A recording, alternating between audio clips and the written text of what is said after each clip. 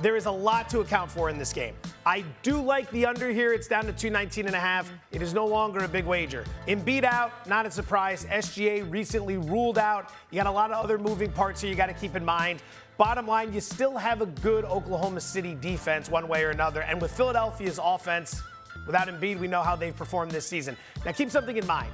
Philadelphia is already suspect attacking the rim without Joel Embiid. But tonight, it's going to be even harder because Oklahoma City's a top 5 defense when it comes to protecting the rim. That means the Sixers are going to have to rely on the mid-range and more specifically the three-pointer in order to score tonight. Oklahoma City is top 12 defending the three-point shot this year. I think the scoring is suppressed in this matchup. I would play the under. Yeah, that total opened at 227. I mean, coming down to that far. Ooh, small wager like you said. Let's bring in Anita and see what she's liking for this one. Anita? Yeah, I'm all over the Thunder. I know this line's been all over the place. Whether or not SGA plays or not, they still win. In fact, this is a Thunder team. Boy, they looked really impressive against a very good Knicks team the other night.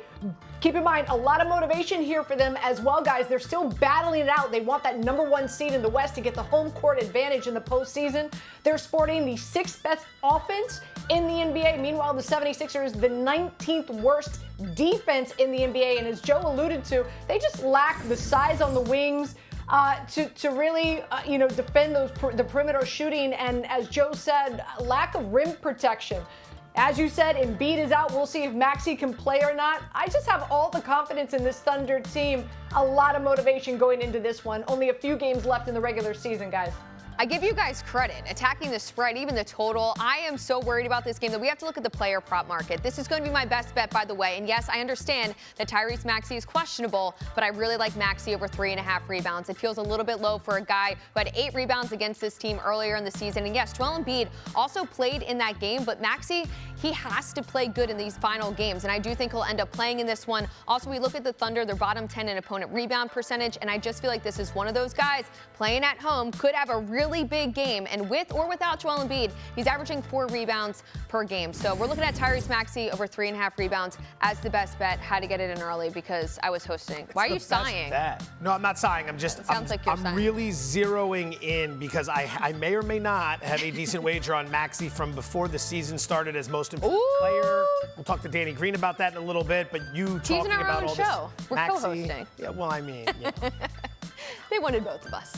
All right, let's move on here. No, they didn't. You're just trying to make me feel good. Come on, the Red Hot Mavericks are slight underdogs at Golden State tonight. Dallas has won and covered 11 of its last 12 games. The Warriors are looking for their 5th straight win as they try to hold on to the number 10 seed. Now, the Warriors are currently 2 games clear of the Rockets for that last spot in the play-in tournament. The Rockets' 11-game win streak came to an end on Sunday. Now, the Warriors are currently plus 225 underdogs to make the playoffs, which means they would have to likely win 2 games in the play-in round. So let's bring back Anita.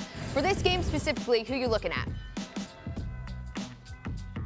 Yeah, I like Dallas. Hence the shirt, Erin. I know you don't have your glasses on. Maybe you can't see, but nonetheless, I can see it, Anita. 11-1 against the spread. Their last 12 games, they've won 7 straight. And really, we talk about Luka, but really it's all about their defense. Their defense has been outstanding, allowing only 100 points to their opponents their last 5 games. They dismantled the Rockets on Sunday. 2-0 against, by the way, the Warriors this season. They've got more depth. And I'm going to talk about motivation. It's going to be a common denominator with just a few games left. They want to stay out of that play-in situation. And the Warriors feeling down and out. Steph Curry with the tears. 1-4 against the spread their last 5 games. Boo-hoo! Boo-hoo! Anita, no matter what, whether I have glasses or not, my favorite thing about you is looking at who's going to be on your t-shirt because I automatically then know your plays without even having to hear anything. So are you in agreement, Joe? I know you don't have a t-shirt on, but... Don't listen to her, Anita. She thought you were Dolan. That's not true at all. What do you like in this one? Be serious. All right. I'll be serious in this one. I think Anita's got a good pick there with Dallas. I think maybe Golden State a little overvalued here. Another under. Very exciting. Another under You're tonight having in a this great matchup. Tuesday, Joe. Just real fun. Really fired up here.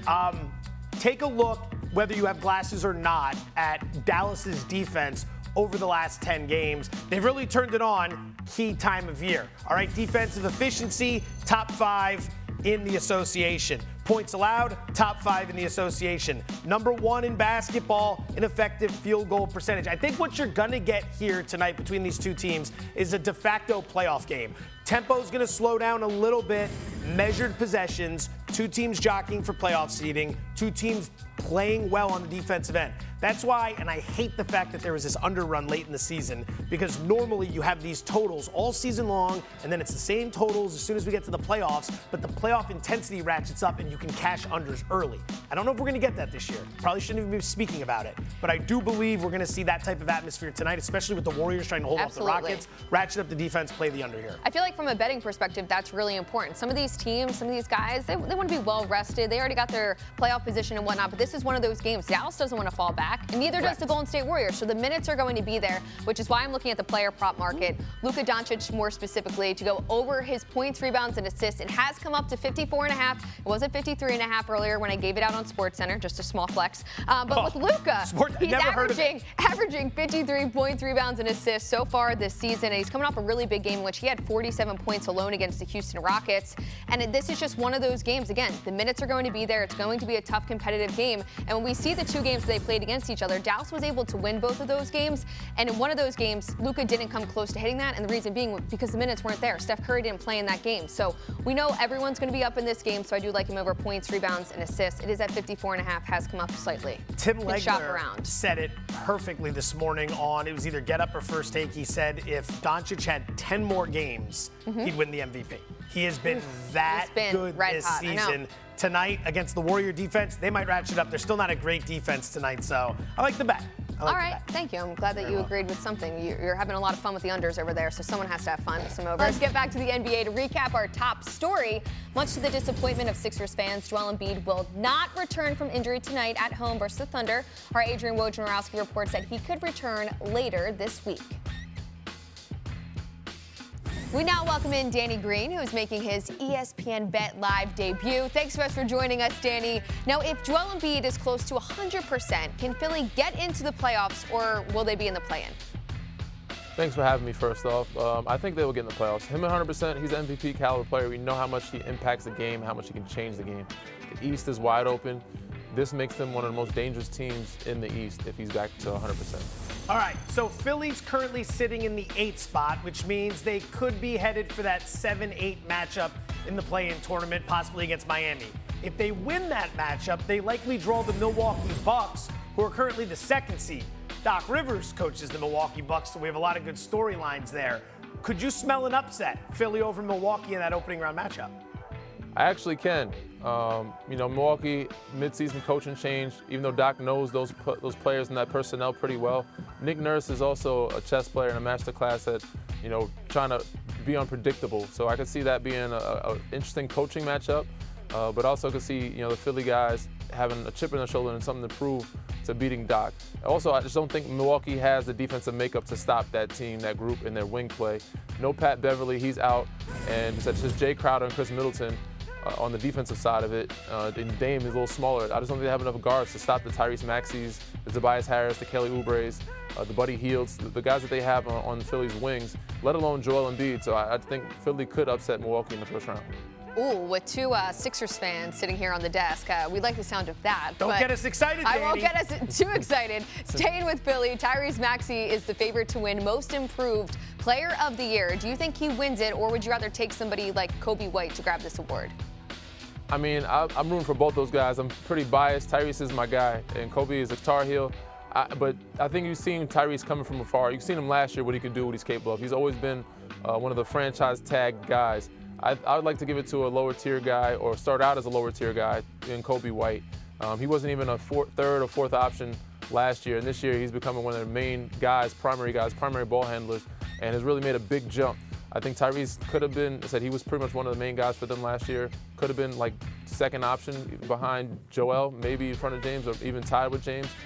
So it's hard for me to vote for that type of guy that's already kind of in that all-star category before he even made an all-star. But Kobe White, what he's doing is unbelievable this year. All right, now that we've asked you 55 questions regarding the Philadelphia 76ers, perhaps we can look elsewhere in the NBA.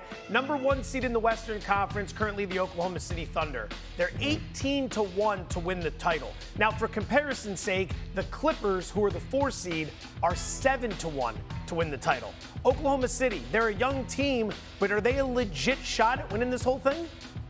No, I think their chance is a little higher than that, but no, I think they need more experience, they need more time, need more growth. They also need size, they need rebounding. They are struggling on that aspect of it, but there's a reason why the Clippers they have more experience, they have bigger bodies, and they have the makeup to be a matchup problem for most people in the playoffs. I think most teams that are in the bottom part of the West are trying to get the Oklahoma City Thunder or the Timberwolves in the first round because they feel like they can win that series or make a run. So I think it's a dangerous territory for them regardless. It's if they end up playing the Lakers, it's a tough matchup for them in the first round, but I just don't see them being contenders right now. And now that we're getting down to the end of the regular season, we got 5 to 7 games for some of these guys. Which team is it most important for that this end of the stretch, they're very successful? I think Phoenix is my number 1. It's really important for them, but there's a plethora of teams that you could choose from.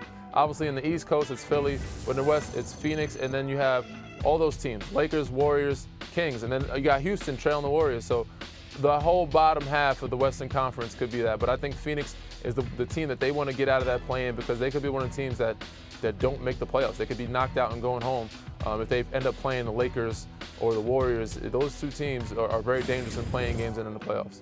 All right, big matchup tonight at Chase Center in San Francisco. Red-hot Golden State laying 1.5 points against red-hot Dallas. If you had to pick the winner of this one, who's it going to be? I'm going with Dallas, man. I don't know why, people think this is a Golden State. I'm going to say Golden State always has a chance, but I don't think it's going to be close. There's no Kuminga. He's been out for a while, and the way that Kyrie and Luka has been playing, unbelievable. Dallas has been on a heater, and they've been healthy. So they're the healthier team. They've been the better team talent-wise for most of the season, most consistently. So I think this is kind of a no-brainer, unless I miss something where Luka's out and Kyrie's out and they sit in some people. But if they have everybody healthy, I think this is not even a close game. Yeah, I expect a big night from Luka Doncic. Also need a big night from your boy, Tyrese Maxey. But thanks so much for joining us, Danny. Hopefully we have you back soon. Thank you. Wanna try to boast at what I look like. Think I'm gonna try to wear, I pull up long range. Jimmy with the heat, I'm on fire. It's NBA, I'm a